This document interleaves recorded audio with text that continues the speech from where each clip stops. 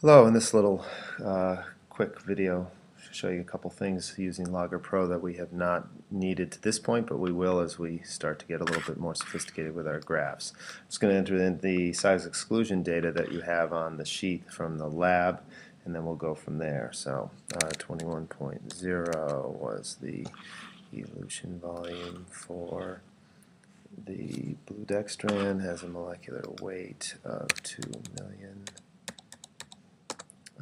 Next 34.1 at 150,000,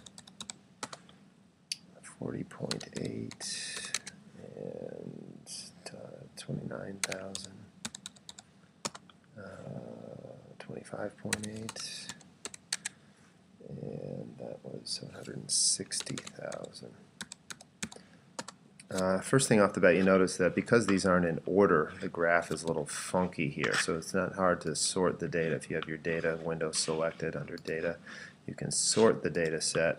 I'm going to sort it by X. We're going to relabel those. Clearly that'll change that. We also are not going to play connect the dots. I'm going to double click on the graph, put the point protectors, but not connect the dots. We'll label that later and everything. But alright, so we have our two columns. First of all, we ought to label what these really are.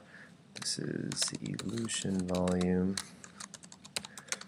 which is VE, and it's in milliliters. That one's done. We know that this is molecular weight, MW, that's in Daltons.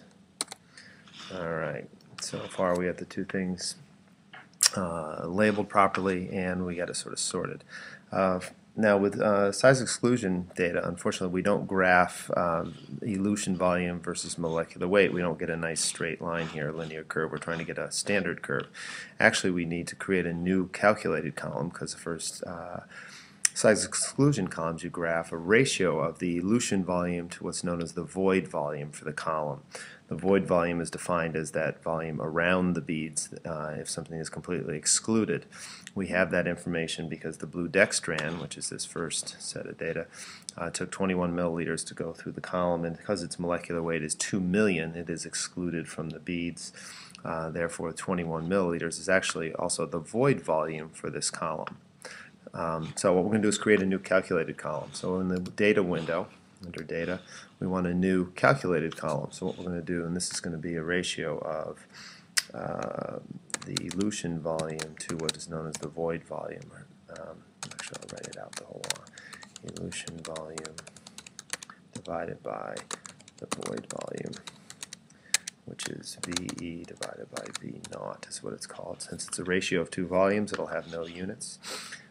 Oops, now we need to put an expression. Well, here we want to take, what we want to do is take this VE column and divide them all by 21.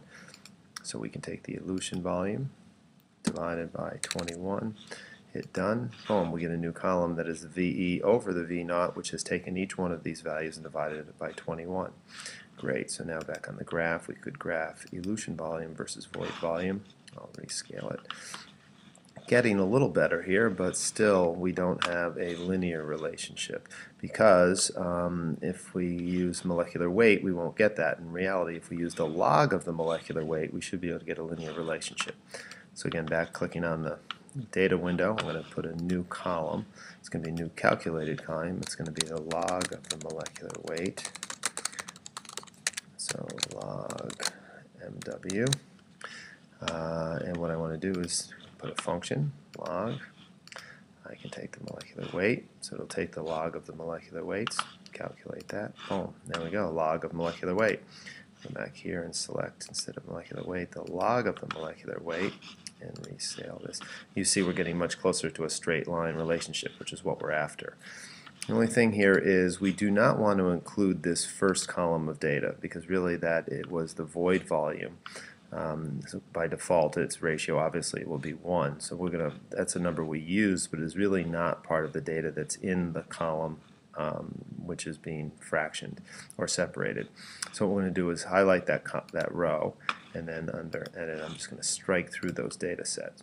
The numbers are in there, but we're not going to graph them. So if I'm over here, notice that point disappeared. If I rescale these, I have a nice 3 points that look like they're on a line. The only thing I need to do now is insert the linear fit, and indeed there we go. We get the nice linear relationship here between the ratio of the elution volume to the void volume and the log of the molecular weight.